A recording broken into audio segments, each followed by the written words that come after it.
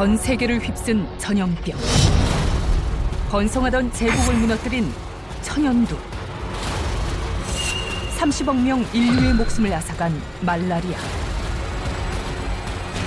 세계를 대혼란에 빠뜨린 코로나19 바이러스. 그런데 21세기 신종 전염병이 또 나타났다? 이것의 정체는 바로 비만. 비만이 전염병이 된 이유, 지금 밝혀집니다. 어머.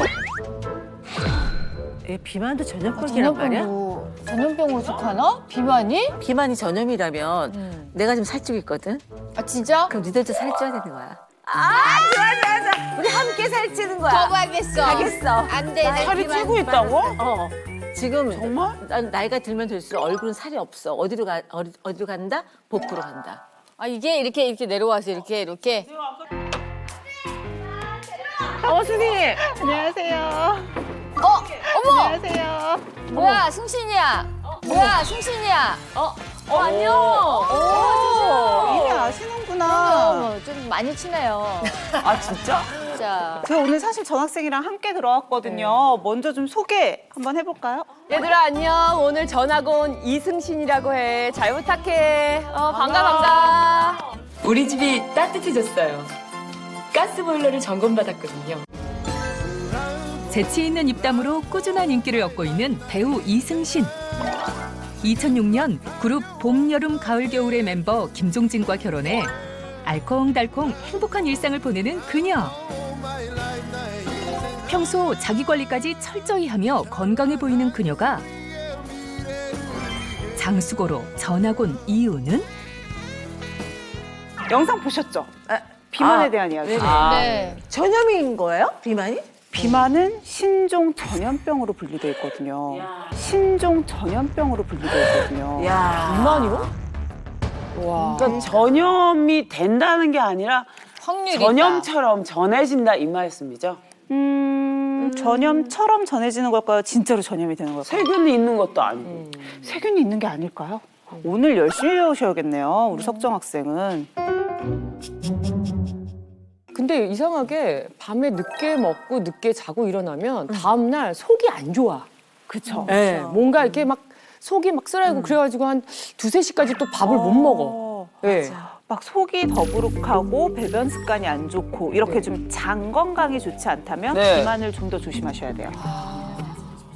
세균이라고 하면 우리는 다 나쁜 의미로만 맞아. 받아들이는데 내 몸에 있는 장은 실제로 내 몸에 도움을 주는 유익균도 존재하고 또 나쁜 기능을 하는 유해균도 존재를 해요. 그래서 두 개가 한쪽만 너무 우세하면 안 되고 서로 적절한 비율로 균형을 이루고 있는 게 가장 건강한 상태이거든요. 쟤네 둘이 유해균과 유익균이 서로 뭐 다른 역할이 뭐가 있어요? 제가 이해하기 쉽도록 실험을 좀 준비했거든요. 네. 자, 여기 그려져 있는 이 원이 유해균이라고 생각을 하시면 돼요. 이쪽은 유해균이 별로 없는데 이쪽이 유해균이 좀 많죠. 자, 얘네들이 장에서 어떤 역할을 하냐면 여러 가지 역할 중에서도 당을 끌어당겨서 흡수시키는 역할을 해줘요. 그래서 지금 제가 준비한 이 노란색 공이 탄수화물이라고 생각하시면 돼요. 자, 내가 탄수화물을 좀 먹는다. 그러면 얘네들이 당을 많이 끌어당길 테니까 훨씬 이렇게 많이 붙잡아. 잡아서 분해시켜서 흡수가 훨씬 더 잘 되게 하는 거예요. 그러니까 먹었을 때 내 몸 안으로 흡수되는 비율이 훨씬 높겠죠. 근데 유해균이 별로 많지 않다. 그러면 똑같이 많이 먹어봤자 붙는 애들은 이 정도인 거예요. 그러네요. 많지가 않으니까 붙여봤자 아까처럼 남은 애들은 여기 내가 더 많이 먹어도 떨어지는 거죠. 자, 이런 식으로 유해균이 많게 되면 내 몸 안으로 당분 같은 것들을 더 잘 분해해서 쭉쭉 흡수를 시키기 때문에 살이 더 찌겠네요. 이렇게 잉여로 많이 들어오게 된 당은 당연히 살로 전환이 되겠죠. 지방 흡수가 빨라진다는 게 그만큼 비만이 될 수 있는 확률이 더 커지는 거잖아요. 그렇죠. 근데 선생님 보통 세균은 전염이 잘 되잖아요. 그렇죠. 혹시 비만 세균도 전염이 되나요? 가만있어 장 안에 장내 세균인데 무슨 전염이 되나? 장내 세균이니까 내 장 안에만 있으면 참 좋겠는데 세균은 전염이 돼요. 그러니까. 그 입안까지 오르락내리락 하는 거야? 아니지. 같은 화장실을 쓰잖아. 화장실. 그러니까 우리가 화장실 가서 아무리 물을 잘 내리고 한다고 해도 얘기하신 것처럼 손을 통해서 옮기도 하고 아니면 물 내리는 내릴 와중에 때 공기 중으로 공중으로 퍼지기도 분사돼서. 하고. 부부 또는 가족이 공유하는 것 중에 또 하나가 수면 시간이에요. 근데 실제로 수면 시간이 비만과 관련해서 굉장히 많은 영향을 미쳐요. 비만을 좌우하는 식욕에 대한 영향도 많이 미치게 되고 또 지방을 분해하거나 근육을 만들거나 하는 호르몬에도 영향을 미치잖아요. 실제로 연구를 해봤는데 하루에 5시간 미만으로 잠을 적게 자는 사람이 이 7시간 자는 사람들보다 비만이 될 확률이 1.25배 높았고요. 복부 비만이 될 확률도 1.24배 더 높았다고 해요. 그러니까 24%, 25% 높은 거죠. 아니 그러고 보면 우리 남편이 수면 시간이 아주 불규칙하거든요. 왜 음악하는 사람들은 꼭 늦게 자야 뭐 그게 창의력이 생기지. 그래야 밤에 밤만 이상하게 되면 그러잖아, 뭐가, 밤만 작업을 되면. 하게 되지. 신혼 때는 나한테 맞춰줬어. 나는 10시면 자요 원래. 네, 그러면은 나랑 같이 잔다 일단. 그리고 내가 화장실을 가려고 우연하게 깼는데 새벽에 뭔가 작업을 막 하고 있는 거야. 알고 봤더니 일단 나랑 자. 그리고 자기 혼자 몰래 일어나가지고 날 배려한다고 새벽에 일을 했던 거지. 알고 봤더니 이 사람은 새벽까지 잠을 안 자는 사람이었던 거예요. 늦게 자는 사람. 네, 그러다 보니까 나도 새벽 2시에 자요, 이제는. 2시, 3시에. 네. 근데 이렇게 수면이 부족해지면 식욕이 어떻게 되신 것 같으세요? 식욕이 12시부터 생기더라고요. 밤 12시부터. 그렇죠. 네, 아무래도 저녁을 일찍 먹으니까. 저녁을 일찍 먹는 것도 있는데요. 수면 시간이 부족하면 그리고 특히 이렇게 새벽 늦게 주무시게 되면 식욕이 증가해요. 왜 잠을 못 자면 식욕이 증가할까요? 우리가 자는 동안에 여러 가지 호르몬의 밸런스가 맞춰지거든요. 근데 이제 수면 시간이 부족하면 식욕을 계속 당기게 하는 호르몬이 그렐린이라고 하는 호르몬이 있는데 이 그렐린이 증가를 하고요. 포만감을 느끼게 하는 렙틴은 감소를 하는 거예요. 그래서 잠을 충분히 만족스럽게 잔 사람보다 훨씬 더 식욕이 많이 당기게 되니까 살이 찌기가 더 쉬워지겠죠. 단 게 그렇게 먹고 싶더라고요. 잠을 그런 안 자고. 것도 있어요. 그리고 또 잠을 푹 자는 숙면 상태가 됐을 때 지방 분해에 도움을 주는 성장 호르몬이나 이런 것들이 막 나오거든요. 근데 제대로 잠을 못 잔다. 그러면 나는 지방 분해도 잘 자는 사람보다 훨씬 안 되니까 비만이 되기가 더 쉽겠죠. 만병의 근원이 잠을 못 자는 게 그런 것 같아요. 병의 굉장히 근원이 될 것 중요해요. 같아요. 네. 역시 비만도 그렇다는 거 아니에요. 그렇죠. 근데 이게 진짜 비만이 전염된다는 게 맞는 말이네요. 그렇죠. 이런 다양한 기전들이 있다 보니까 전염되기가 쉽겠죠. 비만으로 인한 죄책감에 시달리고 있다는 오늘의 휴학생. 저희 아들도 저를 닮아서 그런지 좀 많이 통통해가지고 같이 걱정이에요, 지금. 제가 조금 비만이어서 그래서 원인인 건지 잘 모르겠어요. 비만인 상태로 크면 나중에 성인병의 원인이 되잖아요, 비만이. 비만 때문에 애가 활동하는데 힘들어 할까봐 그게 걱정이 돼요. 저처럼 되지 않았으면 좋겠어요. 태어날 땐 정상 체중이었지만 현재는 또래보다 체중이 많이 나가는 아들. 아유, 걱정 많이 되시겠다. 네, 안녕하세요. 비만 때문에 고민인 43세 주부 엄주랑입니다. 늘어난 체중으로 고민이 많다는 휴학생.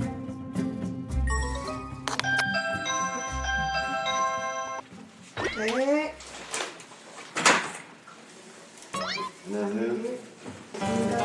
치킨? 설마?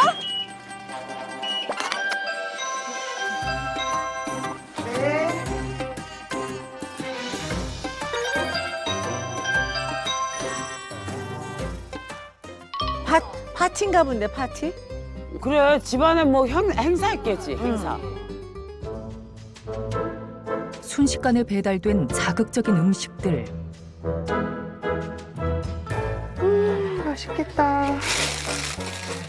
먹음직스러운 음식들을 마주하는 이 순간이 가장 행복하다는 그녀. 그런데 혼자서 먹기엔 양이 많아 보이는데요. 시킬 때는 종류별로 이것저것 이제 먹게 되니까 그래도 한 가지 먹는 것보다는 그냥 저녁사만 뭐 이렇게 먹어야 되니까 그리고 또 이제 야식식으로 먹게 되더라고요.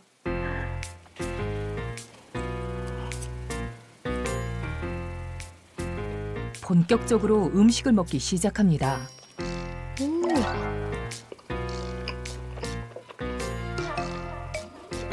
일주일에 3번 이상은 꼭 이렇게 마음껏 먹는다는데요. 매주 먹어도 질리지 않는 맛이랍니다. 와, 난 저거는 일주일 먹을 것 같아. 야, 저 냄새 때문에 배가 불러도 먹게 된다니까? 그러니까 부모가 뚱뚱하면 자녀도 뚱뚱한 경우 같은 경우는 이것도 정말 전염이 되는 거예요? 사실 비만 유전자가 있기는 하죠. 그래서 부모로부터 아무래도 이 비만 유전자를 물려받아서 자녀가 나쁜 식습관을 갖지 않아도 조금 비만이 되기 쉬운 경우도 있기는 한데요. 그러면 역으로 내가 비만 유전자 검사를 했는데 비만 유전자가 괜찮다고 나왔어. 그럼 나는 안전한 걸까? 결코 그게 아닌 게 굉장히 무서운 연구가 있었어요. 이 연구가 좀 재밌었던 게 뭐냐면 유전을 벗어난 이제 환경적인 영향까지 같이 고려를 하는 연구였어요. 비만인 사람에게 비만 수술 같은 걸 해서 이제 살을 빼게 하고 뚱뚱했을 때랑 비교를 해본 거예요.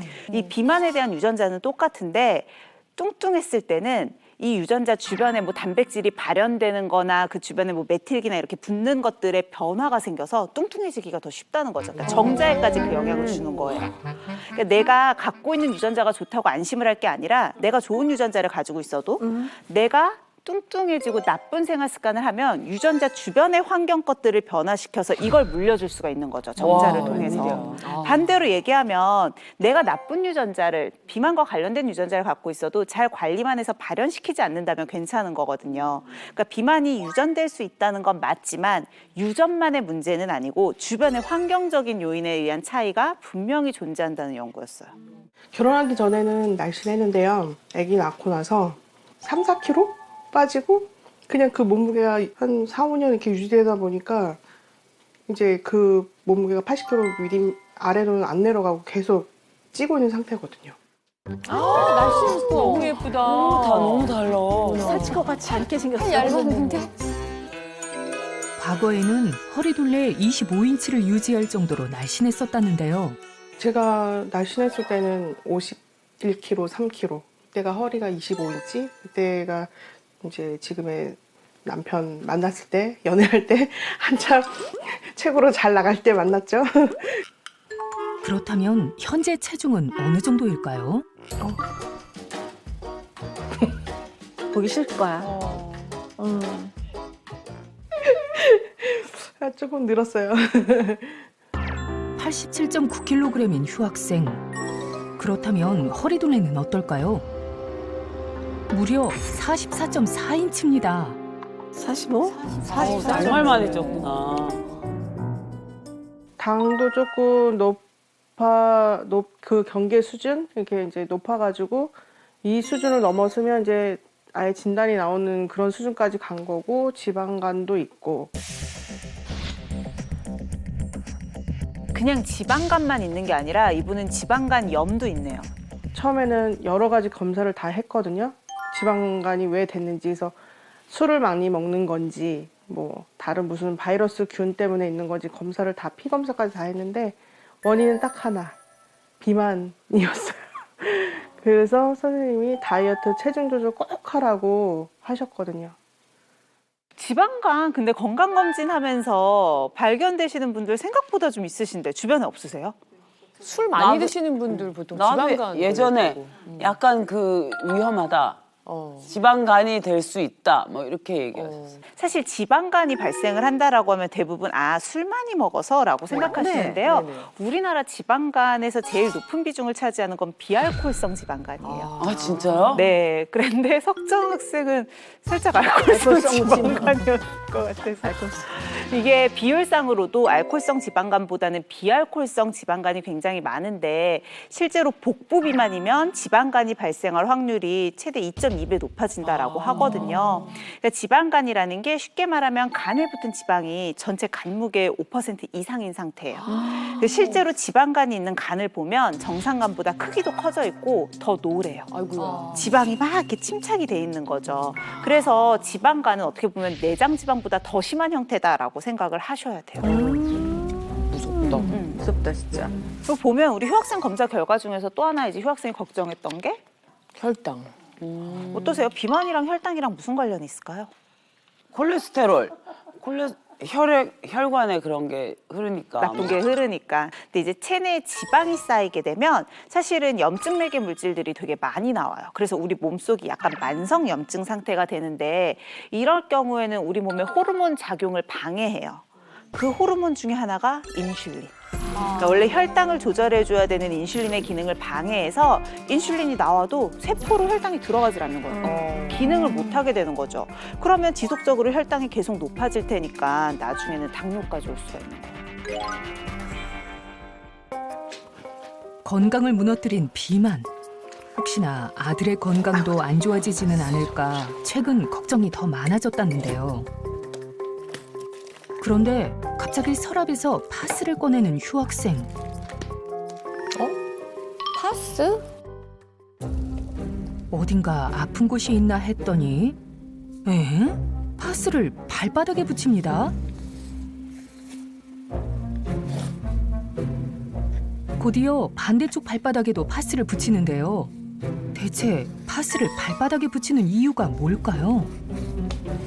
발바닥에 파스를 붙이면 힘들지 않게 쉽게 살 빼실 수 있는 방법으로 해서 이렇게 간단하게 붙이면 살이 좀 빠지는 것 같더라고요. 그래서 이렇게 하고 있거든요. 발바닥에 파스를 붙이면 살이 빠진다는 휴학생. 터무니없는 이야기처럼 들리지만 실제로 파스 다이어트는 한때 유행했었는데요. 정말 효과가 있는 걸까요? 저도 사실 이걸 보고 좀 깜짝 놀라서 찾아봤는데요. 이게 유행을 했던 적이 있대요. 파스 다이어트라고 해서 이제 발바닥에 파스를 붙이면 뭐 모세혈관들을 자극을 해서 혈액순환이 촉진이 돼서 노폐물도 잘 빠지고 뭐 부종도 빠지고 체중 감소에도 도움이 된다라는 이제 뭐 기전으로 유행을 했다고 하는데요. 파스를 붙인다고 혈액순환이 잘 될 리가 없잖아요. 그러니까 파스라는 게 혈관을 통해서 피부에 있는 모세혈관을 통해서 약물을 흡수시켜서 들어가는 건 맞는데 이게 이 파스라는 거는 이제 통증을 줄여주기 위한 진통 성분이 들어가 있는 거지 혈액순환을 촉진시켜주기 위한 성분이 들어간 거는 아니거든요. 차라리 마사지 하는 게 낫지. 특히나 지금 우리 휴학생이나 아니면 다른 좀 비만하신 분들이 당뇨가 동반되는 경우가 많다 그랬잖아요. 이런 분들은 피부가 손상이 되면 잘 낫질 않아요. 특히 발 같은 경우는 한번 손상이 되면 혈액순환이 잘 되지 않아서 거의 낫지 않고 계속 디디면서 걸어 다녀야 되기 때문에 이 손상이 더욱 커지기 쉽거든요. 그래서 당뇨발 같은 합병증도 생길 수 있으니까 이렇게 막 파스 붙이시는 건 좀 주의하셔야겠죠. 위험하겠다. 왠지 시원하니까 뭐가 혈액순환이 잘 되는 것 같은 거. 느낌이 좀 그러셨던 것 같아요. 휴학생의 다음 일과는 설거지입니다. 일이 바쁜 탓에 설거지거리가 잔뜩 쌓였는데요. 그런데 짝다리를 짚습니다.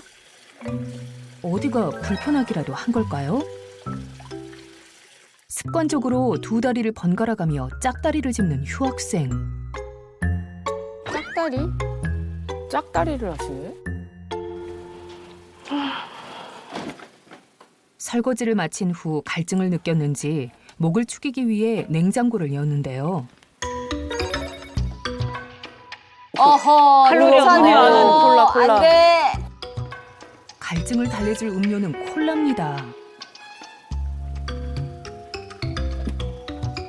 아이가 좋아해서 많이 좀 사다 놓게 돼요. 물 대신 콜라를 먹어요. 밥 먹을 때 꼭 음료수가 있어야 되고 저도 그 정도까지는 아닌데 아이가 찾다 보니까 그래도 많이 좀 사다 놓게 되는 편이죠. 보니까 제로예요. 네. 제로 콜라예요. 이게 아무래도 이게 칼로리가 좀 살이 찔까 싶어가지고 같은 콜라라도 그래서 요거를 사다 놓고 먹이고 있거든요. 휴학생의 생활 습관 이대로 괜찮은 걸까요? 근데 짝다리 짚는 분 많지 않으세요? 네, 서 있을 때 이렇게 그렇죠. 가만히 서 맞아요. 있어요. 맞아요. 저는 이제 짝다리는 아니더라도 다리 한쪽 들고 할 때도 있고 이렇게 좀 뭔가 운동 좀 해보려고 나름 이 시간이 아까워서 운동의 목적으로 그러는 건 좋죠. 근데 네. 대부분은 무의식 중으로 이제 오래 서 있다 보면 이렇게 짝다리 짚으시는 분들이 굉장히 많으시거든요. 특히 여성분들이 좀 그런 경우들이 많아요. 근데 한쪽 다리에 체중을 실는 자세를 하면 골반이 일단 삐뚤어지겠다. 그렇죠. 골반이 삐뚤어지면 위로 있는 척추도 삐뚤어지겠죠. 그러면 결국은 체형 불균형이 오게 돼요. 근데 우리가 모든 골반부터 해서 이 근골격계가 비뚤어지게 되면 순환도 제대로 될 수가 없거든요. 혈액순환은 물론이고 림프순환도 제대로 되지 않으면서 노폐물도 제대로 빠져나갈 수 없고 부종을 유발하기도 쉽고 또 노폐물이 빠져나가지 않으니까 단순 살이 아니라 셀룰라이트가 쌓이기도 쉬워서 근골격계의 통증을 생각해서도 다이어트를 생각했을 때에도 짝다리는 이렇게 짚지 않고 늘 양쪽의 균형을 좀 맞춰주시는 게 중요해요. 근데 콜라가 안 좋은 게 사실 설탕이 뭐 각설탕이 엄청 들어가 있다 그러잖아요. 그러니까 칼로리가 차라리 이렇게 좀 낮은 걸 먹는 거는 좀 괜찮지 않나요? 그런 콜라는? 그쵸, 다이어트 하시거나 이제 다이어트까지는 아니어도 다른 기름진 음식 먹을 때 콜라 드시면 죄책감을 좀 줄이겠다고 칼로리가 없는 콜라를 드시잖아요. 네. 물론 이 칼로리가 없는 콜라를 마시는 건 살이 찌지 않아요. 칼로리가 0이니까. 오, 근데 좋다. 그렇다고 안심하시면 안 돼요. 왜요? 그러니까 이 칼로리가 없는 이유가 설탕이 아니라 어떤 인공 감미료로 설탕을 대체를 해서 인공적으로 단맛을 내는 건데요. 대부분 여기에 쓰이는 인공 감미료가 설탕과 굉장히 유사한 단맛을 내지만 설탕보다 한 600배 정도의 감미도를 가지고 있어서 600배 정도의 감미도를 가지고 있어서 아주 소량만 써도 되는 거예요. 사카린 같은 막 그런 비슷한 네. 것들이죠. 자, 문제는 이런 인공 감미료를 오랫동안 장기적으로 섭취를 한다. 일단 내 몸에서는 단맛은 인지했어요. 아, 이제 탄수화물이 들어오겠구나. 이제 나에게 포도당이 들어오겠구나. 근데 섭취되는 열량이 턱없이 적잖아요. 네. 그러니까 내 몸에서는 당이 들어오기로 했는데 안 들어오니까 더 당이 땡기게 만드는 거죠. 결과적으로는 다른 단 음식의 섭취를 늘린다는 통계나 조사들이 좀 많이 있거든요. 과거 날씬한 몸매였던 휴학생. 하지만 10여 년째 반복된 잦은 폭식으로 현재 80kg이 넘는 체중을 갖게 되었는데요. 아들의 건강도 우려되는 상황에서 그녀의 바람은? 아이도 조금 같이 좀 건강한 모습으로 좀 살 좀 빼서 밝고 이렇게 잘 컸으면 좋겠어요. 그게 가장 큰 바람입니다. 자, 우리 휴학생 만나보고 왔는데 어떠셨어요? 저는 너무나도 크게 공감하고 있어요. 살 찌는 게 아니라 살 빼는 게 이렇게 어렵다는 거. 그렇죠. 네. 저는 뭐 같이 아이를 키우는 엄마 입장에서 볼 때 엄마가 아이의 식습관을 지금이라도 빨리 잡아주고 이렇게 다이어트를 하지 않으면은 걱정만 하고 끝날 문제가 아닌 것 같아요. 물론 성인의 비만도 안 좋지만 소아 비만은 더 무섭거든요. 나이가 어린데 비만이다. 특히나 그 나이가 이제 4, 5살 정말로 어린 그 나이일 경우에는 성인과 마찬가지로 뭐 당뇨, 고혈압, 고지혈증 같은 질환도 얼마든지 생길 수가 있고요. 실제로 2015년도 대비 2019년도에 20세 미만의 당뇨병 환자가 24%나 증가를 했다고 하고요. 고혈압은 더 무서워요. 38% 증가를 했다고. 20세 미만. 그러니까 이게 너무 영양이 과하다 해서 이런 일이 생긴 거 아니에요? 그렇죠. 우리 옛날 어르신들 막 통통하면 아이고 이쁘다 복스럽다 해갖고 그럴 일이 아니야 진짜. 근데 선생님 약간 그런 게 있는 것 같아요. 주 양육자가 누구냐에 따라서 아이의 그게 좀 달라지는 것 같아요. 그러니까 제가 일을 계속 막 드라마 촬영이 이어지는 기간에는 저희 엄마가 이제 대신 아이를 봐주거든요. 그때는 아이가 주로 탄수화물에 집중이 돼 있어요. 그래서 좀 약간 몰라보게 약간 늘은 거나 약간 이런 느낌이고 제가 이제 좀 약간 한가해에 대해서 제가 주 양육자가 될 때는 저는 아이가 좋아하는 좀 뭐 빵이든 뭐 고기든 이런 거 자기가 먹고 싶어 하는 거 하고 단 뭐 초콜릿 이런 거를 좀 약간 자제를 시키는 조절을. 거거든요. 그러면 아이가 좀 슬림해져요. 그러니까 이게 약간 이런 느낌이 되는 것 같아요.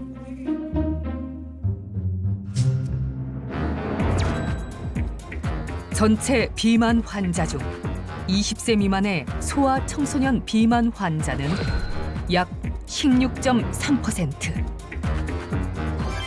어린아이들에게도 다이어트가 필요하다. 살 빼는데 효과가 좋다고 알려진 6시 이후 금식 다이어트. 과연 이 방법을 어린아이들이 해도 괜찮을까 안 될까? 우리 한번 자유롭게 의견을 얘기해 볼까요? 자 자유롭게 해봐요 자유롭게. 아이를 낳고 한 20kg가 쪘었다가 이제 아이 낳고 난 다음에 내 몸 안에 4kg가 남아있더라고요. 별짓을 해도 안 빠지던 살이 아 내가 한번 6시 이후에 안 먹어보자. 그 금식을 한 다음에 이 4kg가 사라지더라고요. 그러니까 본인들은 좋은데 아이에 대해서 얘기를 하는 거지. 그래서 이 좋은 걸 왜 아이를 안 시키냐. 나만 할 게 아니라 이 좋은 걸 아이도 한번 시켜보자. 예. 잔인하다. 그러면 효과 같이 온 가족이 그 사랑을 갖고 같이 하는 거죠. 이미 우리는 성장기가 멈췄지만 걔네는 성장을 하잖아. 그렇지. 성장기에 애들이 언제 어디서 이게 막 안에 있는 세포들이 분열할지 갑자기 필요를 할지 자면서 꽃이 필지 막 자면서 자라잖아 진짜. 엄청 빨리 자란단 말이야. 그러면 애들이 이게 되게 허기져할 때가 있어. 계속 영양을 공급해야지. 우리처럼 늘 똑같지가 않아 애들은. 아이가 만약에 늦게까지 안 자는 애들 있잖아요. 그러면 애들은 또 배고프다고 뭘 주워 먹어요. 아니 늦게까지 안 자는 이유가 뭐야 애들이? 아니 근데 우리 애는 솔직히 얘기하면 우리 애는 굉장히 게임하는- 일찍 자요. 8시 반에서는 무조건 자는 애예요. 아이가 자기 1시간 전까지는 뭘 먹여도 되지만 자기 1시간 이후에는 먹이면 안 된다 그랬어요. 아 그래 뭐 이렇게 뭐 물고 자면 안 되지. 아니 우리 어릴 적에 나는 아무리 먹어도 살이 안 쪘어요. 그걸 지금 생각해 보니까 밤에 안 먹였어 엄마가. 밤에 대체로 안 먹이고 왜 안 먹여? 나 삼시세끼만 먹인 거죠. 그냥. 엄마가 먹인다고 먹나? 내가 찾아서 먹는 거지.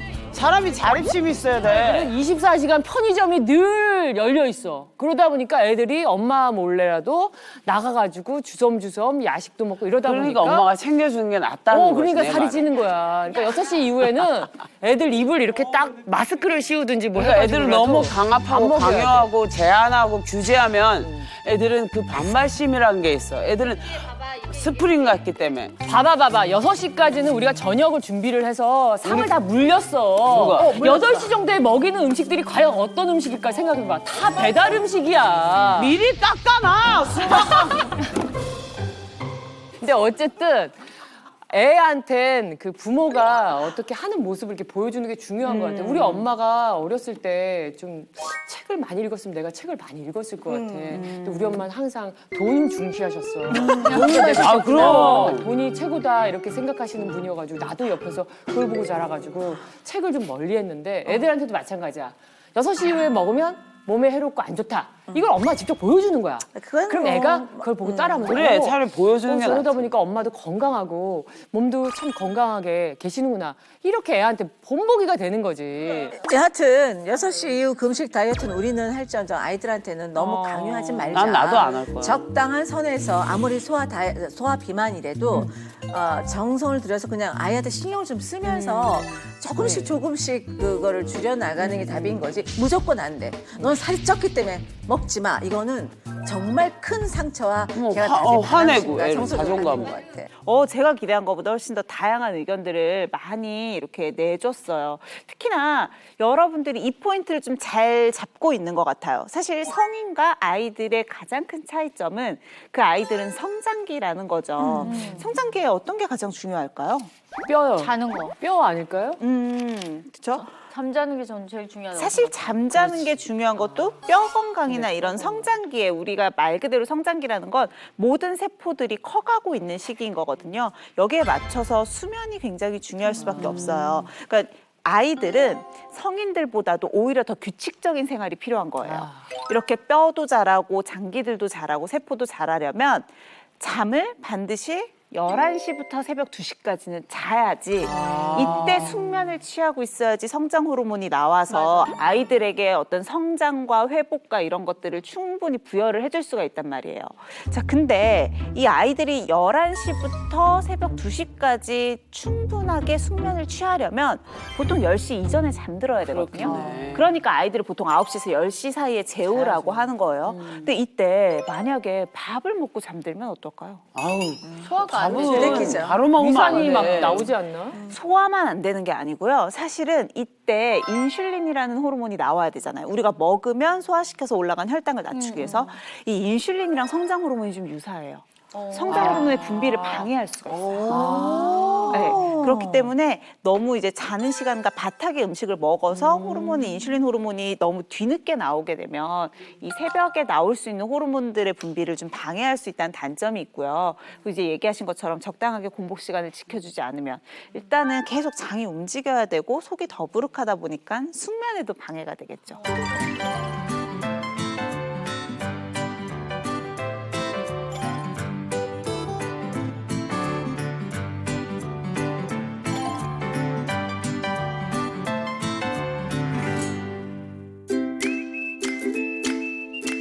내렸다가 다시 올리고 하나, 둘, 셋. 한가로운 주말 오후 사이좋게 운동을 하고 있는 엄마와 아들. 그대로 내렸다가 다시 올리고 내렸다가 그대로 반대 방향으로. 자, 하나 앞에 보고, 둘 앞에 보고, 넷 앞에 보고, 다섯 앞에 보고. 운동에 푹 빠져있는 요 두 사람이 오늘의 주인공일까요? 안녕하세요. 다이어트에 성공하고 건강한 삶을 살고 있는 43세 오연수입니다. 체지방률 17%. 40대 아이 엄마라고는 믿기 힘들 정도의 탄탄한 몸매. 대박. 끝내준다.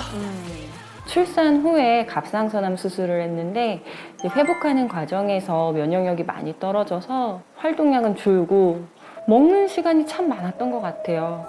많이 먹어야지 건강하고 회복이 될 거라는 그런 착각을 좀 했던 것 같아요. 70kg 가까이 쪘었던 것 같아요. 갑자기 찐 살에 다이어트는 엄두도 나지 않았다는데요. 그럼 그녀가 다이어트를 결심한 이유. 아이도 제가 살이 찌니까 같은 생활 습관으로 살이 찌는 건 아닐까 하고 걱정이 되더라고요. 함께 생활하는 아이 역시 살이 찌는 것은 아닐까 걱정됐던 겁니다. 결국 자신은 물론 아이의 건강을 위해서 다이어트를 결심한 우등생. 그 결과 제가 한 18kg 정도 감량해서 지금 55kg요.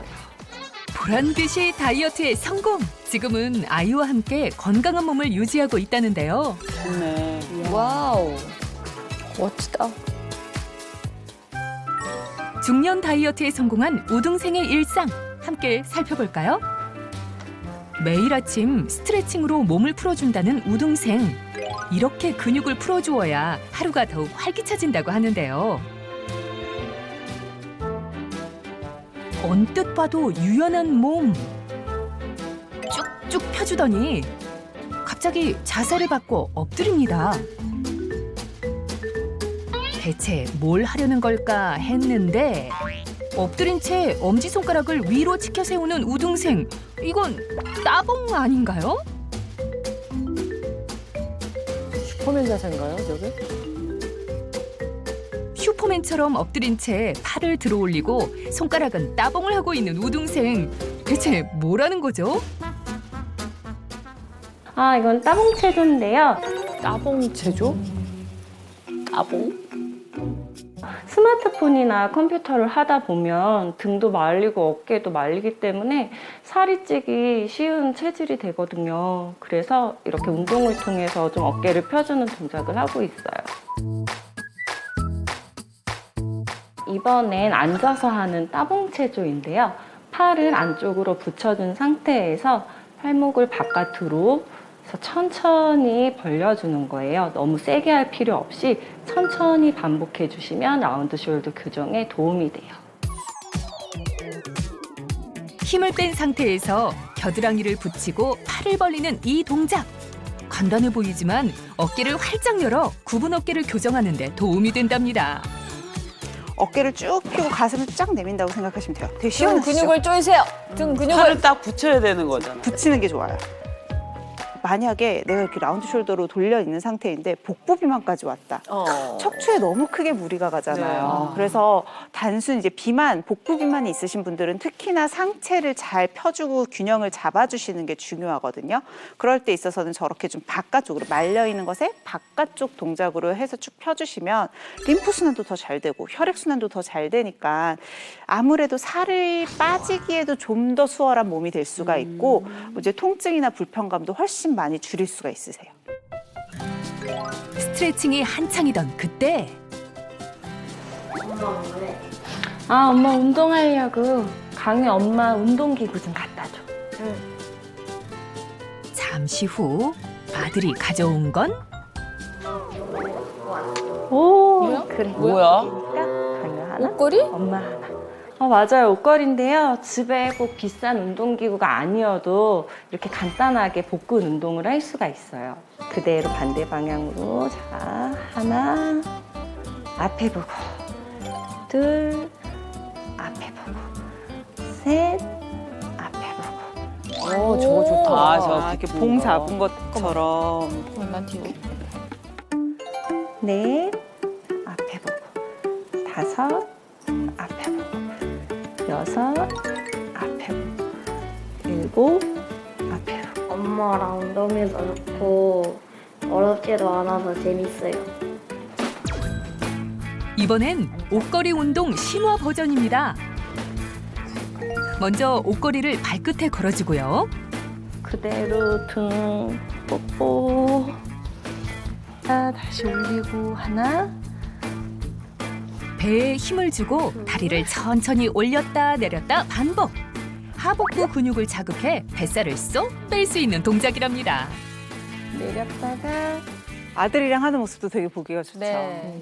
저도 나름대로 열심히 노력했었는데 네. 아들 살이 쪄서 그래가지고 이제 노력을 하다가 이제 나중에는 이제 축구부에 집어넣었어요. 이제 뛰기라도 하게 시키려고 했던 어느 날 가니까 골키퍼하고 있더라고요.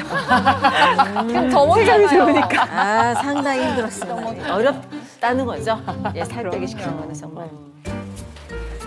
아이와 함께 건강한 몸을 만들기 위한 비장의 무기.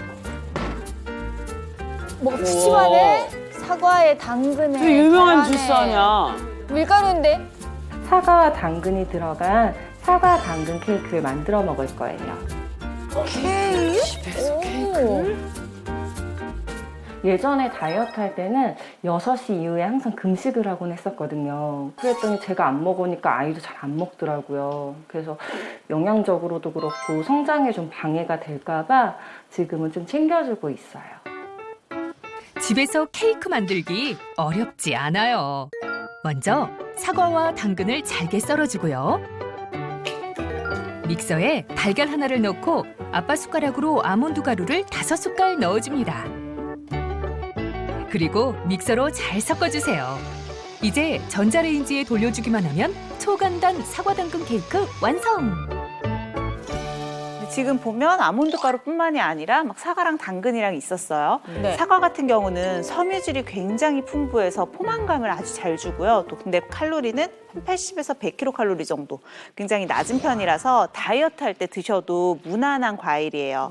여기다가 말씀드린 대로 밀가루 대신에 아몬드 가루를 사용을 해서 굉장히 건강한 다이어트 음식이 될 수 있을 것 같죠. 이렇게 아이 입맛을 취향 저격한 다이어트 밥상 완성! 오, 우와, 맛있겠다. 진짜 케이크 같은데? 간이 맛있게 먹어. 재료만 있으면 간단하게 만들 수 있는 사과 당근 케이크. 우선 폭신폭신해 보이는 비주얼은 통과. 그 맛은 어떨까요? 맛있겠다. 맛있지. 애가 잘 먹는다. 맛있으니까. 아몬드 맛이 이렇게 담백하게 나면서 안에 이제 당근이랑 사과가 들어갔잖아요. 식감이 굉장히 부드럽게 씹히면서 맛있어요. 즐거운 식사를 마친 후 하나, 아이와 함께 무언가를 먹는 우등생. 아, 이거 BNI17 유산균이에요. 유산균. 다이어트를 위해서 이것저것 많이 먹어봤는데요. 장기간 먹다 보면 좀 걱정이 되더라고요. 이거는 유산균이고 해서 아들이랑 같이 먹을 수도 있고 뱃살도 좀 빠진 것 같고요. 화장실도 가는 게 너무 편해져서 꾸준히 먹으면서 도움받고 있어요. 늘 아이와 함께 건강한 몸을 유지하기 위해 노력하고 있는 우등생 오연수 씨. 다이어트는 나를 위해서도 중요하지만 우리 가족들을 위해서도 굉장히 중요하거든요. 내 체질에 맞는 그런 다이어트를 계획을 잘 하셔서 꾸준히 이어나갈 수 있으면 좋을 것 같아요. 우리 우등생의 일상 살펴봤는데 어떤 게 제일 기억에 남으셨어요? 저는 뭐 그냥 저는 같은 경우는 자식을 위해서 계속 본인 아들이 생각이 나셨나요? 네, 그렇지, 네. 옛날에. 저는 그 사과 당근 케이크가 기억이 남는데 보통 저는 이제 원래 이제 큰애가 다이어트 할 때는 제가 이제 그거 해준 게 사과와 당근을 채 썰어서 올리브, 소금, 그다음 식초만 넣고 이렇게 샐러드 만들면 되게 잘 먹는데 약간 라펠처럼. 둘째 아이는 잘 안 먹거든요. 당근이 이렇게 생으로 채 썰어져 있으니까. 근데 그걸 만들어서 주면 굉장히 좋을 것 같아요. 그러겠네요. 저 같은 경우는 아까 그 우동생이 먹었던 아들과 같이 먹었던 그 비엔알 17 그 유산균이 유독 눈에 띄더라고요. 근데 그게 정말 지방을 태우는데 도움을 주는지 정말 궁금하네요. 실제로 이제 다이어트에 도움이 되는 기전이 지방을 태우는 데 도움이 되기 때문이거든요. 여기 제가 준비한 초가 우리 몸에 있는 지방이라고 생각을 해볼게요. 이 지방을 없애려면 불이 붙어서 활활 태워내야겠죠. 네. 자, 이렇게 불이 활활활 타오르면 초가 조금씩 녹으면서 줄어들게 될 거고 내 몸에 있는 지방도 이렇게 산화되면서 감소를 하게 되는 거예요. 결국은 우리가 몸에서 지방이 산화될 때도 산소가 필요하고요. 지금 이 초를 태워낼 때도 산소가 꼭 필요하겠죠. 그런데 만약에 이 산소가 없어진다면 어떻게 될까요? 불이 꺼졌죠. 한번 볼까요? 산소를 제한된 공간으로 차단해 볼게요. 자, 처음에는 좀 남아있는 산소가 태워내겠지만 산소가 없어지면 촛불이 더 이상 타지 못하고 꺼져요. 꺼져버렸네. 자, 이렇게 꺼져버리겠죠. 하지만 왼쪽에 있는 초는 같은 환경이었지만 산소가 끊임없이 공급이 되다 보니까 계속해서 지방이 탈 수가 있는 거예요. 자, 이 산소가 우리 초를 계속 탈 수 있도록 도와주는 것처럼 우리 몸에서도 지방을 태울 수 있도록 도와주는 역할이 필요한데요. 이때 비엔알 17 유산균이 그 역할을 할 수가 있다는 거죠. 오, 어떻게 그런 역할을 하지, 유산균이? 자, 이 비엔알 17 유산균이요. 한국인의 건강한 산모의 모유로부터 분리해서 배양해낸 유산균이거든요. 근데 이게 보통 우리가 모유가 몸에 좋다라는 건 알고 있잖아요. 각종 유익한 성분들이 많아서 그러는데 모유에는 이런 유익한 미생물도 풍부해요. 그렇다 보니까 장내 유익균의 성장을 촉진시켜주고 반대로 유해균은 억제를 시켜주죠. 그러면 장내 환경 개선에도 도움이 될 거고요. 그로 인해서 면역 체계를 조절하는 데도 도움이 될 수가 있겠죠. 자, 이뿐만 아니라요. 이 비엔알 17 유산균이 다이어트에 도움되는 이유가 또 있어요. 이거는 확실히 승시 씨가 좋아할 것 같아요. 바로 탄수화물 흡수를 억제하는 데 도움이 될 수 있거든요. 흰쌀밥, 우리가 네. 살찐다는 건 알고 있잖아요, 현미보다. 그게 뭐 때문에 그러냐면 단당류는 사이즈가 작다 보니까 바로 단맛을 느끼고 흡수도 바로 될 수 있어요. 근데 다당류는 단당류가 여러 개가 모여 있는 거니까 덩치가 크잖아요. 네. 바로는 흡수가 어렵고요. 여러 가지 소화 효소의 작용이나 저작 작용이나 이런 작용들에 의해서 몇 단계를 거쳐야지 소화 흡수가 잘 되는 거예요. 그러면 우리가 다이어트를 위해서는 아무래도 단당류보다는 다당류 식품을 먹는 게 좀 더 도움이 되겠죠. 여러 가지 식품들을 제가 준비를 했어요. 자, 이 중에서 어떤 게 단당류가 많고 어떤 게 다당류가 많을까요? 먹었을 때 딱 맛을 내는 게 단당류라고 했으니까 바나나, 포도. 나머지는 단맛이 안 느껴져요. 저는 포도. 저는 옥수수하고 감자. 옥수수랑 감자가 단당류일 것이다. 네. 어려워요 지금. 어렵죠. 여기서 비교적 단당류의 비율이 높은 쪽은 바로 포도랑 바나나, 흰쌀. 그리고 쌀밥. 네, 쌀밥이 옥수수나 감자 그리고 호두가 상대적으로 다당류의 비율이 더 높아요. 이 단당류, 다당류 어렵네요, 선생님. 좀 어렵죠. 제가 왜 갑자기 이런 다당 얘기를 막 꺼냈을까요? 글쎄요. 뭔가 차이점이 있지 않을까 했습니다. 당당. 그래서 이렇게 어려운 얘기를 한 이유는 이 비엔알 17 유산균이 섭취한 단당류를 다당류로 전환하는 데도 도움이 될 수 있다는 연구가 있어서 그래요. 실제로 이제 쥐를 대상으로요. 비엔알 17 유산균을 섭취를 하게 하고 이제 일반 식이를 했겠죠. 그다음에 대변 검사를 했어요. 근데 비엔알 17을 섭취하지 않았던 대조군과 비교를 했을 때 비엔알 17 유산균을 섭취한 쥐에게서 다당류의 함량이 5배나 증가했대요. 그러니까 체내에 흡수되지 않고 대변으로 빠져나간 양이 5배나 더 높았다는 거죠. 와, 그러면 내가 이거 진작 알았으면은 탄수화물 밥 그냥 고봉밥 막 먹고 막 이래도 좀 살이 좀 덜 쪘을 텐데. 아까 그 휴학생도 이런 사실을 좀 알면 아까 그 우동생처럼 막 하는 이런 것들을 좀 따라할 수 있고 하면 되게 좋을 것 같아요. 그러니까. 맞아요. 우리가 좀 휴학생을 또 좀 안타깝게 그 사연을 봤었잖아요. 그래서 실제로 휴학생에게 우등생의 다이어트를 한 달 동안 따라할 수 있도록 저희가 이제 쫓아갔거든요. 우리 휴학생한테 어떤 변화가 있었을지 함께 볼게요. 아, 너무 기대돼. 촬영 이후 매일 따봉 체조를 실천한 휴학생. 우등생처럼 정확한 자세를 유지하기 위해 노력했는데요. 근데 약간 좀 약간 슬림해지지 않았어? 슬림해지신 것 같아요. 그러네. 배달 음식 대신 직접 만든 사과 당근 케이크를 먹고 비엔알 17 유산균까지 섭취했는데요. 한 달 후 다시 찾은 휴학생의 집. 안녕하세요. 안녕하세요. 한 달 전 87.9kg이었는데요. 과연 그녀에겐 변화가 생겼을까요?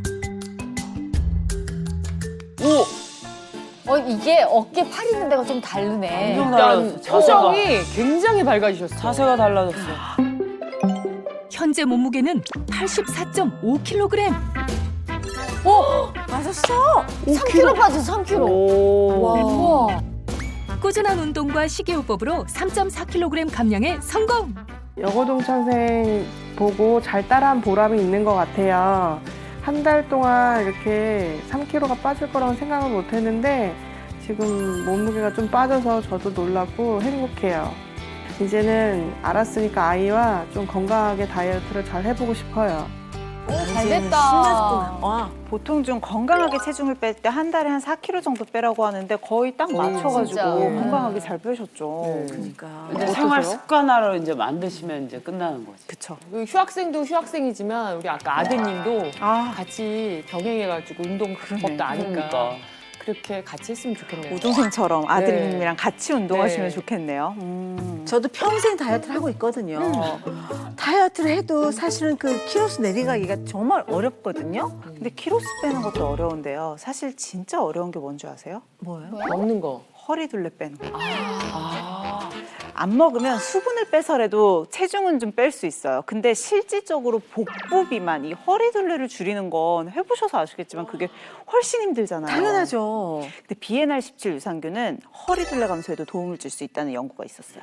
야, 이거 뭐. 지방을 태우니까 어쨌든. 그냥 지방이 아니라 백색 지방을 감소시키는 데 도움을 주거든요. 아, 나쁜 백색 지방. 백색 지방. 사실 우리 몸의 지방이 다 똑같은 지방이 아니라 색깔이 있거든요. 진짜? 주로 가장 크게 구별을 할 때 갈색 지방과 백색 지방으로 불러요. 네. 이 두 가지 지방은 같은 지방이라는 이름을 붙이고 있지만 하는 역할이 굉장히 달라요.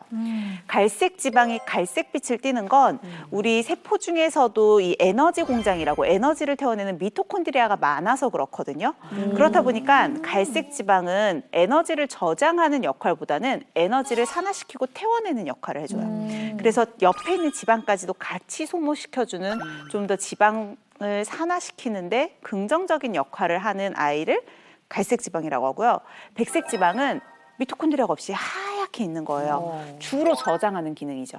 그래서 우리 피하 지방이나 복부 같은 데 위치하면서 우리가 사용하고 남은 에너지를 중성 지방 형태로 저장하는 게 백색 지방이에요.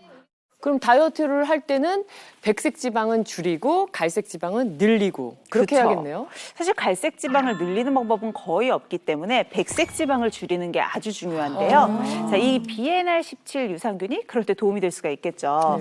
실제로 쥐를 대상으로 이 비엔알 17 유산균을 10주 동안 섭취를 하게 해봤대요. 근데 이 쥐의 백색 지방 세포가 35%나 감소했다는 동물 실험 결과가 있었어요. 35% 진짜 대단하네. 많이 감소했는데? 백색 지방이 허리 둘레를 감소시키는 확실하게 혁혁한 공을 세우고 있는 것 같아요. 백색 지방을 줄여주니까 네. 허리도 줄어들게 되는 거죠. 자, 이게 이제 쥐 동물 실험뿐만 아니라 인체에게 적용된 또 실험도 우리가 확인을 해봐야겠죠. 그래서 비만인 사람들을 대상으로요, 이 비엔알 17 유산균을 섭취를 시켰더니 이전에는 평균 95.4cm였던 허리둘레가 90.4cm로 감소를 했다라고 하고요. 어이구야, 좋다. 복부의 내장 지방까지도 감소한 걸 확인할 수가 있었다고 해요. 주의사항이 있죠. 자, 유산균 같은 경우는 권장량 이상으로 너무 많이 섭취하면 뭐 복통이나 복부 불편감 같은 게 있을 수 있잖아요.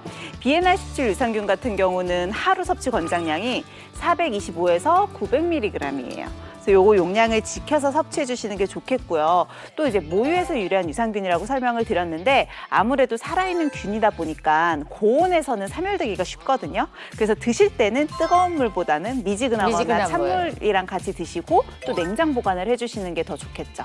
자, 무엇보다도 시중에 유산균 제품이 굉장히 많아요. 맞아요. 그런데 식품의약품안정처에서 다이어트 기능성, 체지방 감소에도 도움을 주는지 이 이중 기능성을 인정받았는지를 꼭 확인을 하셨으면 좋겠어요. 승진아, 오늘 수업 받으니까 어때? 아니 저는 정말 그동안 아이 뭐 그냥 나이도 먹어가는데 아이 그냥 뭐 얼마나 산다고 다이어트에 그렇게 목쓴 거냐라는 그런 마인드로 요즘 살고 있었거든요. 근데 여기 와가지고 아주 좋은 정보 많이 얻고 그다음에 자극받아서 가니까 오늘부터 다이어트 1일 하겠습니다. 오. 좋아, 좋아. 좋았어, 좋았어. 좋아, 좋아.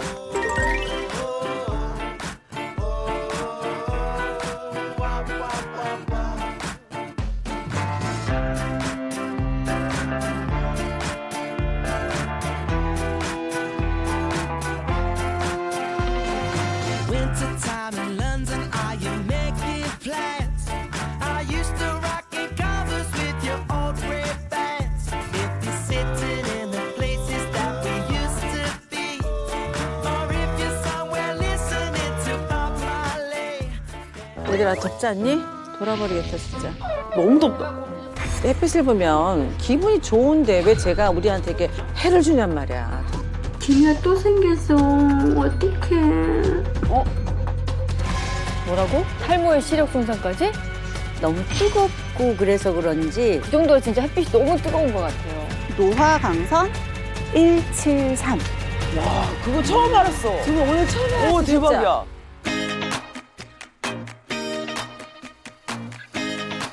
오.